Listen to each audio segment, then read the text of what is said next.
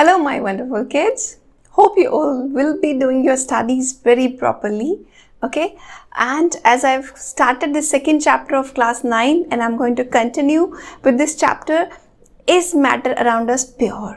Okay, you are aware that the definition of pure, जो कि science में pure का definition है और जो जनरल टर्म्स में प्योर का definition है वो थोड़ा अलग है. Like we always say milk pure है ना, ये that means in general terms it means that there is no water added into it, but when we talk about science, the meaning of pure is chemically pure, having its a fixed composition or something. So in the class today we are going to understand that what are pure, and in that category I'm going to explain you these three terms very carefully, okay, and very properly.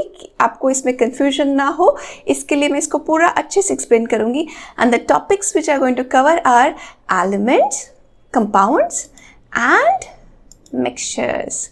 Okay, so we're going to cover today elements, compounds, and mixtures. Okay, तो ये आज हम इसको अच्छे से समझेंगे कि ये होते क्या हैं, कैसे बनते हैं, इनके प्रॉपर्टीज क्या हैं. Fine. Starting the topic with the positive thought, it says that the seeds of future happiness are sowed in the present. कि अगर आपको फ्यूचर में हैप्पीनेस चाहिए तो उसके जो बीज हैं, सीड्स हैं, वो आपको आज सो करने पड़ेंगे या बोने पड़ेंगे in terms of your hard work so that you get that happiness tomorrow. Okay? Continuing with the topic. Okay, हमने previous classes में इसी chapter में study किया था कि matter क्या है, ऐसा कोई भी substance जो कुछ space occupy करता हो और जिसमें कुछ mass हो. Fine. और हमने discuss किया था कि matter दो type के होते हैं, pure substances and impure substances. Pure substances से हमारा मतलब था कि दो category के elements, जैसे elements and compounds. Pure substances कौन कौन से होते हैं?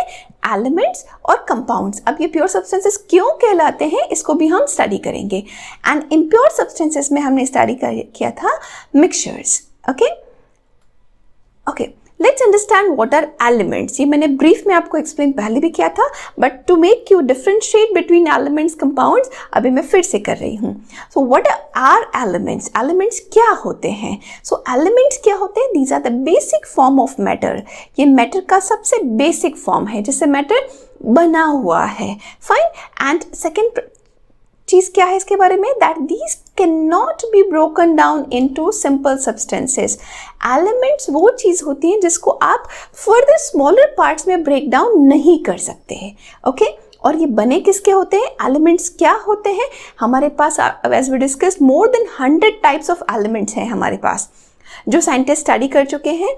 साइंटिस्ट इसमें से बहुत सारे एलिमेंट्स बना भी और रहे हैं, और बहुत सारे एलिमेंट, मैक्सिमम एलिमेंट्स है जो नेचुरली अकरिंग है और कुछ आर्टिफिशियली मेड एलिमेंट्स भी हैं. तो एलिमेंट्स बने किसके होते हैं? एलिमेंट्स बने होते हैं एटम्स के. ओके, एटम्स के बने होते हैं. और अगर हम बात करें वन एलिमेंट की, किसी भी पर्टिकुलर एलिमेंट की, for example I talk about oxygen element, तो मेरा मतलब यहाँ क्या है कि I'm talking about all the atoms of oxygen which are present in the nature. Fine. इसमें थोड़ा वेरिएशन होता है, वो क्या है वो भी हम स्टडी करेंगे. अब एलिमेंट क्या है? Element is the simplest and the purest form of substance. अगर, क्योंकि जैसे मैंने कहा, अगर मैं ऑक्सीजन एलिमेंट की बात कर रही हूँ, that means I am talking about oxygen which has no other thing mixed in it. I'm talking about oxygen atoms only. Fine. जैसे I can talk about, we can talk about hydrogen element, oxygen element, nitrogen element, carbon element, sulfur, and any element. Fine. We have more than 100, 118, 20 like that elements are there. Fine. अब ये elements हमारे पास इतने सारे हैं, अगर कोई इनके study करना चाहे तो ये स्टडी तो बहुत मुश्किल हो जाएगा. इंडिविजुअल एलिमेंट को आप स्टडी स्टार्ट करना चाहिए, शुरू करिए, उसकी फिजिकल प्रॉपर्टी करिए, उसकी केमिकल प्रॉपर्टी स्टडी करिए, वो मेटल के साथ कैसे रिएक्ट करता है, अगर वो मेटल है तो नॉन मेटल के साथ कैसे करता है, वाटर के साथ कैसे करता है, ऑक्सीजन के साथ कैसे करता है. So there are so much of things to study. तो इसके लिए क्या किया है साइंटिस्ट ने? ये जो इतने सारे एलिमेंट्स हैं इनको कुछ कैटेगरीज में डिवाइड कर दिया है इस बेसिस पर कि इनकी सिमिलर प्रॉपर्टीज क्या हैं. फॉर एग्जाम्पल जैसे एलिमेंट्स को हमने डिवाइड कर दिया इन थ्री ब्रॉड कैटेगरीज में. फर्स्ट कैटेगरी हमने कर दिया मेटल्स, सेकंड कर दिया है नॉन मेटल्स, और कुछ ऐसे एलिमेंट्स हैं जिनमें कुछ प्रॉपर्टी मेटल की है, कुछ नॉन मेटल की है, उनको हमने रख दिया है बीच की कैटेगरी में जो कहलाते हैं मेटलॉइड्स. ओके, मेटल्स में एग्जाम्पल जो हमारे आसपास होते हैं normally shiny silvery shiny surface वाले जो लस्टर देते हो ऐसे एलिमेंट्स जो थे, और इसके अलावा भी बहुत सारी प्रॉपर्टीज हैं, वैसे को हमने रखा मेटल्स में. ऐसे थिंग्स जो कि नॉन लस्ट्रस थे और कुछ और प्रॉपर्टीज के बेसिस पे हमने इनको डाला नॉन मेटल्स में. और कुछ मेटलॉइड्स थे जैसे सिलिकॉन है, बोरॉन है, इनमें कुछ प्रॉपर्टीज मेटल की है और कुछ नॉन मेटल की है, ये एक साथ रखा. अब मेटल्स और नॉन मेटल्स को हमने कैसे डिफरेंशिएट किया, किन बेसिस किस प्रॉपर्टीज के बेसिस पे हमने स्टडी डिफरेंशिएट किया एलिमेंट्स को मेटल्स और नॉन मेटल्स में.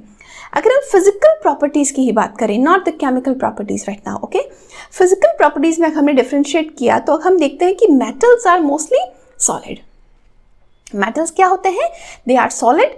Exception is mercury and gallium. Fine, ये दो एक्सेप्शन हमारे पास आ जाते हैं. और नॉन मेटल्स की अगर हम बात करें तो non metals are mostly liquid and gases, whereas they exist in solid, liquid, gases, three states में, ऑल थ्री स्टेट्स में मिलते हैं. लेकिन ये ज़्यादा किस में मिलते हैं? ये नॉन मेटल्स ज़्यादा होते हैं लिक्विड या गैस होते हैं. फाइन. सेकेंड आता है हार्डनेस और स्ट्रेंथ के बेसिस पर अगर हम डिफ्रेंशिएट करें तो मेटल्स बहुत हार्ड होते हैं. जैसे अगर आप एग्जांपल ले लें, हम आयरन का ले लें, हम एल्यूमिनियम का ले लें, हम सिल्वर ले लें, गोल्ड ले लें, ये सब क्या है? बहुत हार्ड हैं. ओके, इनमें बहुत स्ट्रेंथ है. You can not easily break them और ऐसा tear them. Okay, so metals are hard. इसमें हमारे पास एक्सेप्शन आता है sodium and potassium. Okay, sodium is too soft that we can cut it with the knife also. आगे की classes में जब आप एक्सपेरिमेंट करेंगे so you use the sodium, use sodium, तो सोडियम बहुत ईजिली सॉफ्टली कट हो जाता है and it is very reactive also. तो हम इसको कैरोसिन में स्टोर करके रखते हैं. फाइन. नेक्स्ट आता है non metals. Non metals generally soft होते हैं. The exception here is the biggest exception, that is diamond, जो कि सबसे हार्डेस्ट सब्सटेंस है नेचर के अंदर. ओके, नेचुरली अकरिंग सब्सटेंसेस में, और ये बना है नॉन मेटल का, कार्बन का. सो डायमंड किससे बना है? It is a complete carbon. Okay, it is all formed by joining of carbon atom with the other carbon atoms. So such a magical thing happen in nature. Fine. So next thing अगर हम बात करें तो हम बात कर रहे हैं लस्टर की. Lustre means shine. जो मेटल्स होते हैं उनमें एक लस्टर होता है, एक शाइन होता है, एंड शायद यही रीज़न है कि we started making of the jewellery out of metals. हमारी सारी ज्वेलरी देख लीजिए, गोल्ड, सिल्वर, प्लैटिनम, सारी ज्वेलरीज किसकी हैं? मेटल्स की हैं. So metals have that shine और luster. उसी लस्टर और शाइन ने शायद हमें अट्रैक्ट किया कि in olden days people started making jewellery out of metals. Fine. और नॉन मेटल्स की अगर हम बात करें तो non metals do not have lustre. अगर आप देखो, अगर if you talk about diamond, now you will say that diamond में लस्टर होता है, बट जो नेचर में जो डायमंड मिलता है उसमें शाइन उतना ही होता है. उसको हम जब हम उसको ज्वेलरी बनाने से पहले उसको शार्प एजेस क्रिएट करते हैं, उसको डिफरेंट एंगल से कट किया जाता है, अलग डिज़ाइन दी जाती है, that becomes a reflective surface and वो फिर शाइन करता है. नॉर्मल नेचुरली अकरिंग नहीं करता है. ठीक है. And other than that carbon, अगर आप ऑक्सीजन देख लो, आप हाइड्रोजन देख लो, these are all gases. Bromine है जो कि लिक्विड है, तो इनमें लस्टर होगा कहाँ से? ठीक है. Next thing comes the malleability, ductility and sonorous properties. malleability अगर हम सबसे पहले देखें तो malleability में क्या आता है? ये प्रॉपर्टी जिससे सब्सटेंस को हम शीट्स में बांट सकें, मतलब शीट्स ड्रॉ कर सके, शीट्स बना सके, हम उसको इतना फ्लैट कर सके कि वो एक शीट बन जाए. That property is called as malleability. अगर हम देखिए मेटल्स को, देखिए हम जो सिल्वर का वर्क होता है हमारे स्वीट्स के ऊपर, दैट मीन्स सिल्वर को कितना माइन्यूट हमने थिन शीट में बांटा है कि वो सिल्वर के ऊपर वर्क बन गया and we eat that. Fine. Where it is not suggested because that eating silver in this way can be cancer causing. ठीक है. So take care that you don't eat that silver work. Next thing is the ductility. Ductility क्या है? Ductility का मतलब है कि उस substance को वायर्स में बनाया जा सकता है, उसको हम पतली पतली पतली वायर्स बना सकते हैं. जैसे you can see here these wires which are here which are passing the current from one place to another. ये बनी होती है कॉपर की, और कॉपर एक मेटल है. तो मेटल का सभी मेटल्स का ये प्रॉपर्टी है कि उनसे हम वायर्स बना सकते हैं, डक्टाइल होती है, उनसे थिन वायर्स बनाई जा सकती है। Same with the silver, same is with the gold. कोई भी ज्वेलरी बनाते वक्त उनको पहले वायर्स में कन्वर्ट कर दिया जाता है, फिर उसको और शेप डिज़ाइन उस पर क्रिएट किए जाते हैं, देन डिफरेंट ज्वेलरी बनता है। फाइन। एंड नेक्स्ट थिंग आता है सोनोरस प्रॉपर्टी। सोनोरस का मतलब होता है कि कोई भी सब्सटेंस जिसको अगर आप हिट करोगे तो वो साउंड प्रोड्यूस करेगा। अब साउंड कैसे प्रोड्यूस होता है आपको पता है? Sound is produced when something vibrates. जब कोई चीज़ वाइब्रेट करती है, to and fro motion, backward and forward motion करती है, तो उससे क्रिएट होती है sound. Okay, sound is nothing but the vibrations. Fine. So ऐसे सब्सटेंसेस होते हैं कुछ जो साउंड प्रोड्यूस करते हैं, जैसे कि हमारे स्कूल्स में वो घंटी हुआ करती थी ओल्डन टाइम में, if your mama will remember और someone who have been to school, जहाँ पर वो घंटी होती टक टक टक टक। Nowadays electric has taken its place, but that used to create so much of loud sound because that used to be substance which is sonorous. तो अगर मेटल्स, नॉन मेटल्स की बात करें तो मेटल्स होते हैं हमारे malleable, non metals are not malleable. Okay, अगर आप डायमंड को भी, वैसे तो डायमंड बहुत स्ट्रांग है, बट अगर सेकेंड कार्बन का हम सेकेंड कंपाउंड देखें, मतलब एलोट्रोप इसको बोलते हैं, ऐसा एक और मटेरियल जो कि कार्बन से ही बना है, दैट इज ग्रेफाइट।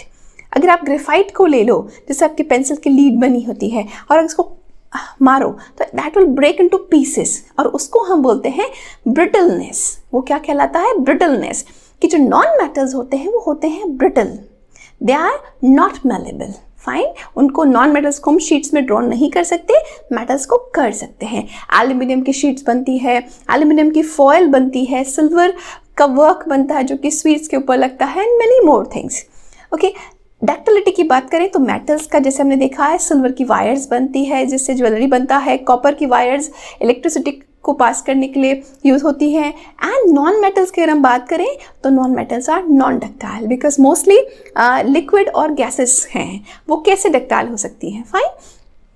नेक्स्ट आता है सोनोरस। Metals are sonorous. अगर आप, जैसे मैंने कहा कि वो जो हमारे स्कूल्स में घंटी हुआ करती थी, बेल हुआ करती थी, that used to be made of metal, और वो जब उसको हम हिट करते थे तो that used to create vibrations in its molecule, और उससे साउंड प्रोड्यूस होता था, एंड वही साउंड, उसी प्रॉपर्टी को हम कहते हैं सोनोरस, बीइंग सोनोरस। और non metals are non sonorous. Fine. Next बात करें अगर हम, तो ये हमारा आता है melting and boiling point. Metals का मेल्टिंग एंड बॉइलिंग पॉइंट हमेशा हाई होता है। अगर आप देखो, आयरन के हम वेसल्स यूज़ करते हैं, एल्यूमिनियम की कढ़ाइयाँ यूज़ करते हैं, कुकर यूज़ करते हैं, ये सभी मेटल्स हैं। इनका मेल्टिंग पॉइंट अगर लो होता तो हमारे खाना बनाते बनाते ही हमारी कढ़ाई पिघल गई होती थी। Fine. But it doesn't happen because they have very high melting point where they will change into liquid. Fine. So that's how that similar with the other metals. अगर हम किसी और मेटल की भी बात करें तो उनका भी melting and boiling point high होता है। Again exception is here the sodium and potassium, इनका melting and boiling point comparatively low होता है। ठीक है। अगर नॉन मेटल्स की बात करें तो इनका होता है low melting point and boiling point. Okay, exception is diamond, but अगर डायमंड भी आग लग जाए और डायमंड टेम्परेचर इतना हाई क्रिएट हो कि डायमंड जल जाए, then diamond will also convert into carbon dioxide. Fine. Now next आता है डेंसिटी की बात, कि अगर हम बात करें डेंसिटी की, what is density? Means it is mass per unit volume. इसका क्या मतलब है कि एक यूनिट एरिया में कितना मास फिट हो सकता है, that becomes its density. अगर ज़्यादा मास एक यूनिट एरिया में आ सकता है, that means वो ज़्यादा डेंस है। और अगर हम बात करें जैसे सॉलिड का कंपेयर कर लें लिक्विड से, लिक्विड के मॉलिक्यूल्स दूर दूर होते हैं, how it can be more dense, और सॉलिड के मॉलिक्यूल्स बहुत पास पास होते हैं, तो छोटी सी स्पेस में भी वो ज़्यादा आ सकते हैं, that means solids are denser. तो अगर हम कंपेयर करें मेटल्स और नॉन मेटल्स की डेंसिटी का, तो metals are highly dense, means metals dense होते हैं। ओके, और नॉन मेटल्स में लो डेंसिटी होता है बिकॉज मोस्टली या तो वो लिक्विड है या गैशियस है। Fine. The next come is the conductivity. यहाँ हम बात कर रहे हैं दो तरह के कंडक्टिविटी की, thermal conductivity also and electrical conductivity also. अगर हम दोनों की बात करें तो हमारे जो मेटल्स होते हैं वो दोनों ही कंडक्टिविटी शो करते हैं, वो थर्मल कंडक्टर्स भी होते हैं एंड वो इलेक्ट्रिसिटी भी कंडक्ट करते हैं। जैसे अगर हम बात करें थर्मल कंडक्टर की, बिकॉज हमारे किचन में सारे यूटेंसिल्स होते हैं वो मेटल्स के हैं। क्यों? बिकॉज हीट को पास ऑन करते हैं, ठीक है। और अगर हम इलेक्ट्रिक करंट की बात करें तो सारे मेटल्स इलेक्ट्रिसिटी को पास करते हैं। क्यों करते हैं, इसके पीछे भी रीजंस हैं। Okay, we will discuss that in the classes to come. Fine. Next comes is a non-metals. Non-metals क्या है? Not good conductors of electric current and heat, because liquids and gases ये poor conductors ही होते हैं, because molecules are far from each other. तो molecules एक दूसरे के ज़्यादा जल्दी contact में नहीं आते हैं, तो दूसरे को heat pass नहीं कर पाते हैं। इस वजह से क्या है, they are not good conductors। देखो electric current हवा में पास नहीं हो सकता है। Similarly water में भी pure water में नहीं होता है। इम्प्योर वाटर जहाँ पर कि उसमें मिनरल्स मिक्स्ड होते हैं वहाँ पास हो सकता है, वो वाटर इलेक्ट्रिक करंट कंडक्ट कर सकता है। Fine, that is about the compound. But अगर हम नॉन मेटल्स की बात करें तो नॉन मेटल्स भी not good conductors of electric current. Fine, next come is the category of compounds. अभी तक हमने बात किया एलिमेंट्स की कैटेगरीज की, मेटल्स, नॉन मेटल्स और मेटलॉइड्स, वो जिनमें कुछ प्रॉपर्टीज मेटल्स है कुछ नॉन मेटल है। बट अगर हम कंपाउंड की बात करें तो कंपाउंड्स क्या हैं?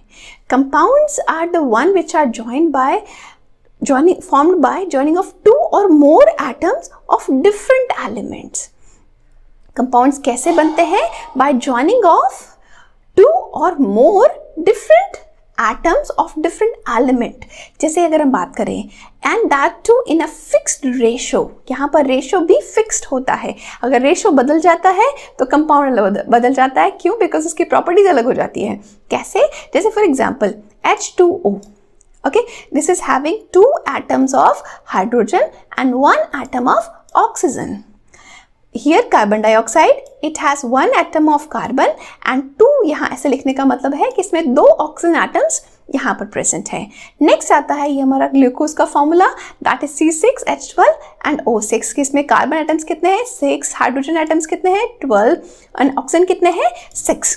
अगर हम बात करें कि फॉर्म कैसे होते हैं, यू ऑब्जर्व हियर, अगर हम बात करें इसके कंपाउंड्स के कि ये कैसे फॉर्म होते हैं, तो ये फॉर्म होते हैं by the joining of two और मोर डिफरेंट एटम्स। अगर डिफरेंट एटम जैसे हमने देखा यहाँ पर वाटर का फॉर्मेशन कैसे हुआ है, एक ऑक्सीजन एटम के साथ दो हाइड्रोजन के एटम्स जुड़ गए हैं, तो ये बन गया है हमारा वाटर का मॉलिक्यूल। फाइन, सिमिलरली अगर हम देखें हमारा कार्बन डाइऑक्साइड का फॉर्मेशन, कि अगर हमारा कार्बन डाइऑक्साइड का फॉर्मेशन कैसे होता है, that is possible when two oxygen atoms will join with one carbon atom. जैसे ये हमारा कार्बन के साथ दो ऑक्सीजन मॉलिक्यूल जुड़ गया है, ये बन गया है हमारा carbon dioxide molecule. Similarly different compounds are formed. अगर अब मान लीजिए यहाँ पर H2O की जगह H3O बन जाए तो क्या वो वाटर रहेगा? नहीं। ओके, अगर हम बात करते हैं नाउ कंपाउंड्स और मिक्सचर्स के डिफरेंस की, कि कंपाउंड्स मिक्सचर से डिफरेंट कैसे होते हैं। अगर हम फर्स्ट बात करें तो कंपाउंड्स बने होते हैं डिफरेंट एटम्स के एलिमेंट्स के जुड़ने से। फाइन, यहाँ पर डिफरेंट एटम्स बॉन्ड फॉर्मेशन कर रहे हैं और बना रहे हैं एक नया कंपाउंड, जबकि मिक्सचर्स में ऐसा कुछ नहीं होता है। वहाँ सिंपल मिक्सिंग हो जाता है, डिफरेंट ये एलिमेंट्स का मिक्सिंग हो सकता है, ये कंपाउंड्स का मिक्सचर हो सकता है, so it is different. Fine, second, compounds जो होते हैं उनका जो कॉम्पोजिशन होता है वो फिक्स होता है। कंपाउंड्स का कॉम्पोजिशन क्या होता है?